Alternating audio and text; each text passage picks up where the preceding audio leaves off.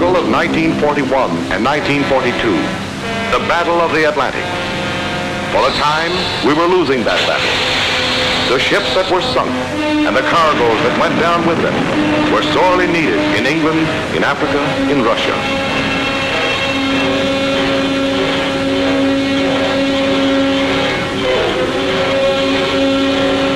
Month by month in 1941 and 1942, the toll mounted.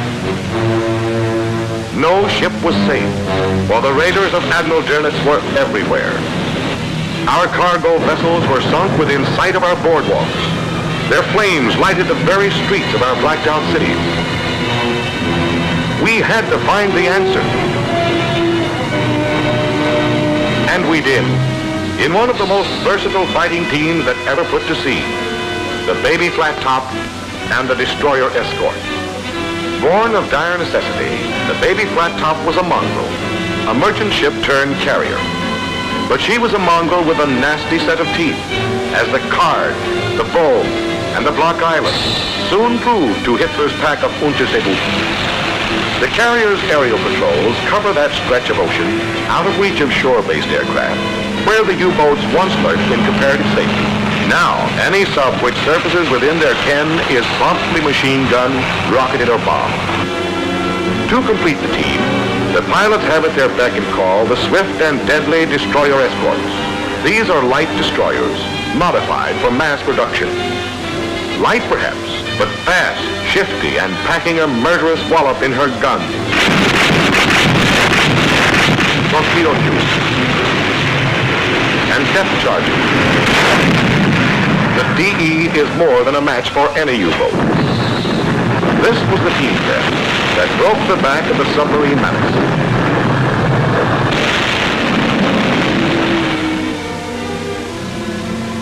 Here is our flat top, the USS Guadalcanal, fresh out of the Kaiser yards and with a name that is a dedication to all that is bravest in the American spirit.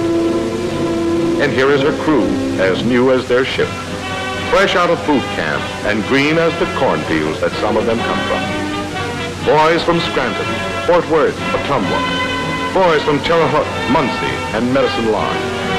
Never saw the sea before. But if the crew is green, the skipper is not. Captain Dan Gallery is a pioneer of naval aviation. On May 15, 1944, a task group of the Atlantic Fleet heads out to sea with orders to operate against submarines to the west of the Cape Verde Islands. The group comprises the USS Guadalcanal and her 5 destroyer escorts, the Pillsbury, the Chatelaine, the Pope, the Clarity, and the Jenks.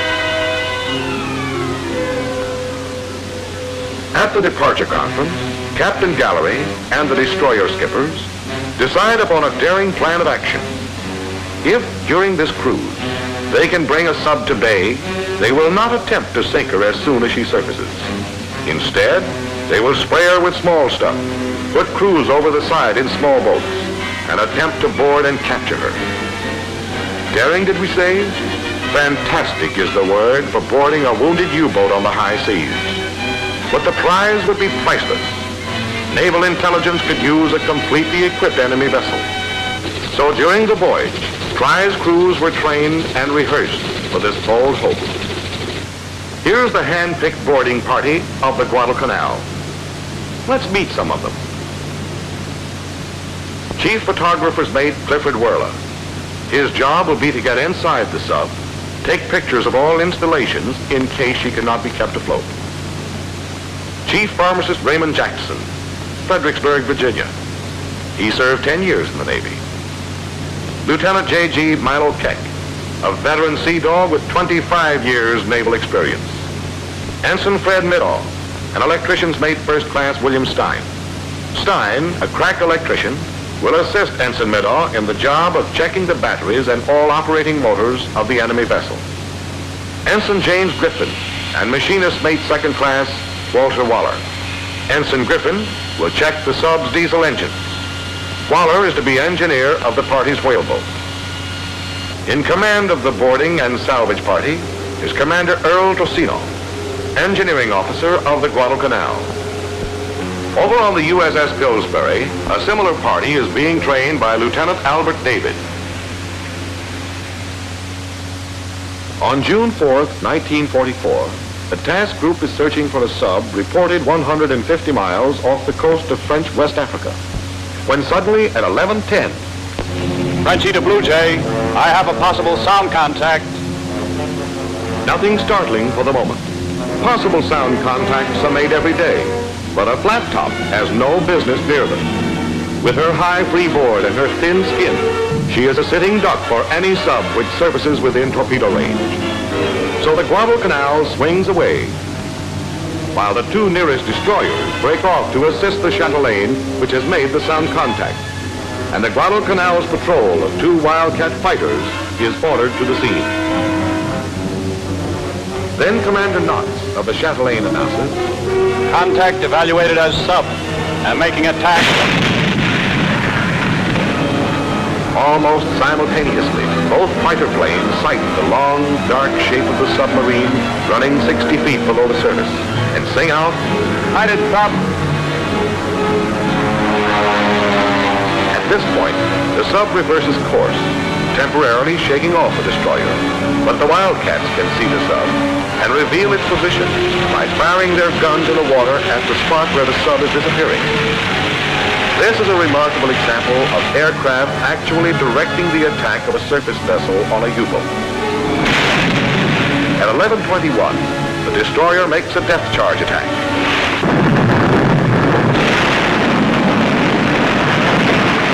All ships are at battle stations, and all eyes are glued on the chatelaine. The guns of the task group are loaded with anti-personnel rather than armor-piercing ammunition. At 11:22 and a half, the wounded U-boat surfaces right in the middle of the task group. Commence firing. The planes open up first.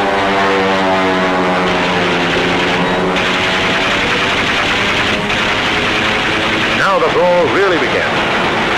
Go ahead on, lad.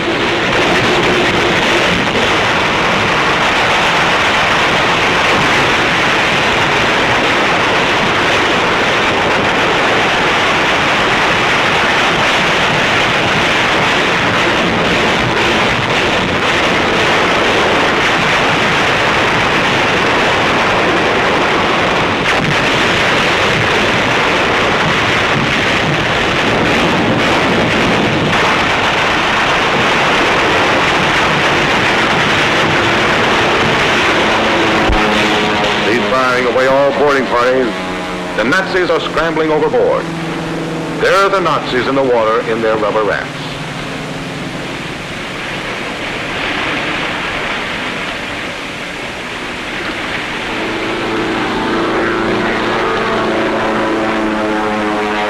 But there may be more on board ready for business. Away all boarding parties.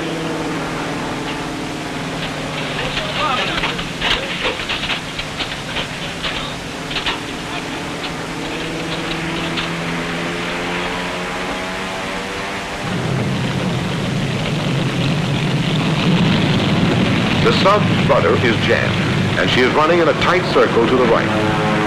But the planes are all set to open up if she makes a false move. This is it.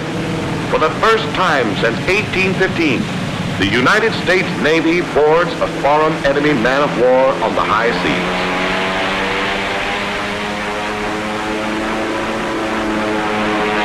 The first boarding party has swarmed aboard. Only one dead Nazi on deck. There may be live ones below. But our lads tumble down the hatch and find to their amazement that the U-505 is all theirs. All theirs, that is, if she doesn't sink or blow up. Here comes the Pillsbury making knots, and there's a second whaleboat with a boarding party from the Guadalcanal. The Nazis have done a hurried, frantic job of scuttling. A solid 8-inch stream of water is pouring through an open strainer. But Lieutenant David and his boys find the cover, slap it back in place, and secure it just in time. A few minutes more, and it would have been too late. The inrush of water is checked. Each man has a different job to do, has rehearsed it for months. And now that the chips are down, they come through. The ship is thoroughly searched. but she's still running wild, and the Pillsbury and more boarders are chasing her. Finally, the Pillsbury orders, "Stop sub's engine." But when the prize crew complies, the subs sink so alarmingly that they throw the switches to full speed ahead, and the chase begins all over again. Meanwhile, the Chatelaine is busy rescuing some very wet members of the master race. Amazingly, all but one are saved and brought on board the Chatelaine.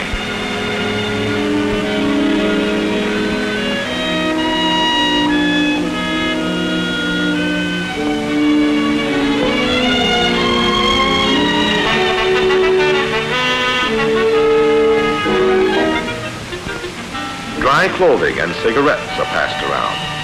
The tradition of the sea is honorably and punctiliously respected. These men are the cream of the German Navy. They just can't believe that their ship has been captured, and by members of a decadent democracy. At last, the Pillsbury comes alongside and passes a line to the boarding party. A neat bit of seamanship. But watch out, that sub is still as dangerous as a wounded shark.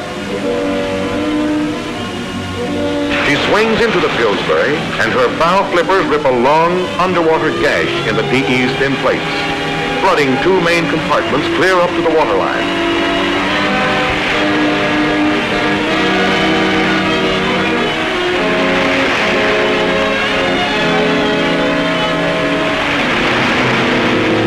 The destroyer has to cut loose and back clear. The Pillsbury radios, sub says she has to be towed to stay afloat, but we don't think a destroyer can do it. So the Guadalcanal heads over and says on the TBS, "Destroyers stand clear. I'm going to take her in tow myself."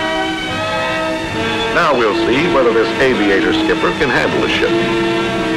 It's a ticklish job hooking a flat top to a sinking sub on the high seas and in the middle of the Atlantic U-boat lanes. Look how far down she is. They've closed the hatch to keep the swells from pouring down on the boys working inside. If she goes down now, they all go down with her. Let's get that line out. There it goes, the messenger line with the big tow line at the end. This is a job to test the mettle of veteran seamen. And 4 out of 5 of those boys on the sub's forecastle are green. But there is no fumbling.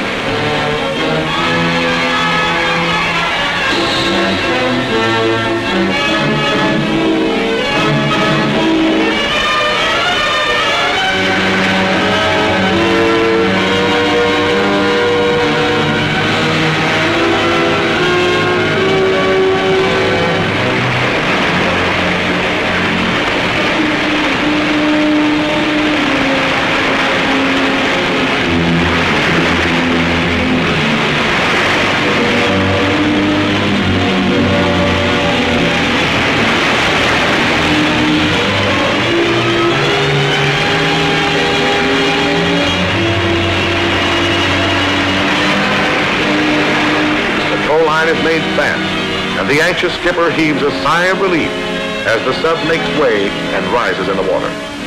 She is safe again, for the time being, and under a new flag.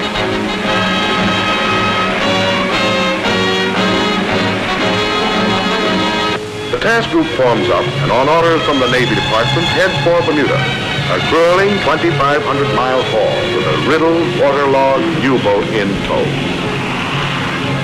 Normal flight operations are resumed and carried on day and night, despite the greatly reduced speed of the Guadalcanal. At times, there are only 15 knots of wind across the flight deck, and it's axiomatic that a flyer has to have 25 knots to land on a baby flat top.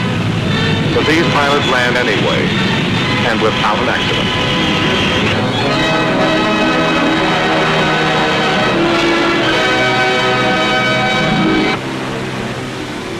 The prisoners are transferred from the overcrowded destroyer to the carrier. The one in the stretcher is Oberleutnant Jerzy Herrlang, captain of the U-505. The first man out of the conning tower. He was instantly blown overboard by a shell.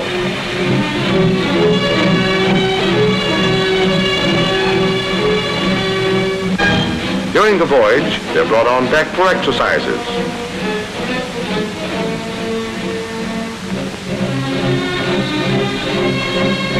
And a thorough salt shower.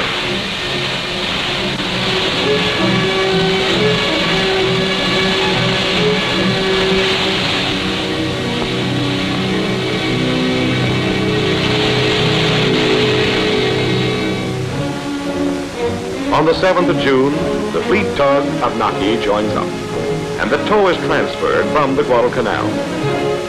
Now comes the most anxious moment of the cruise.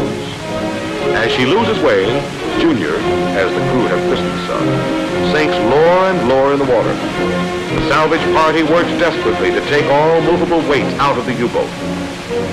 Then, as the transfer is completed and the Abnaki gets underway,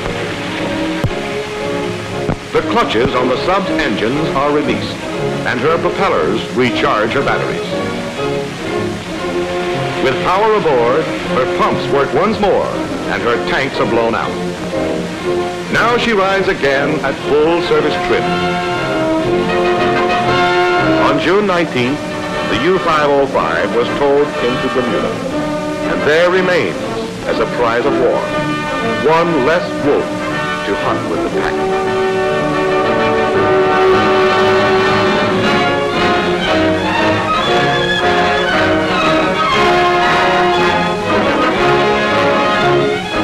If the men of the old Navy had been looking down from some quarterdeck in the sky, they've seen strange things.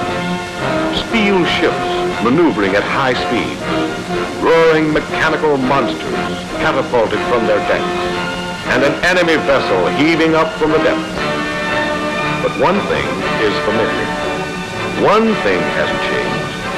The courage, resolution, and hardy seamanship of the men of our Navy.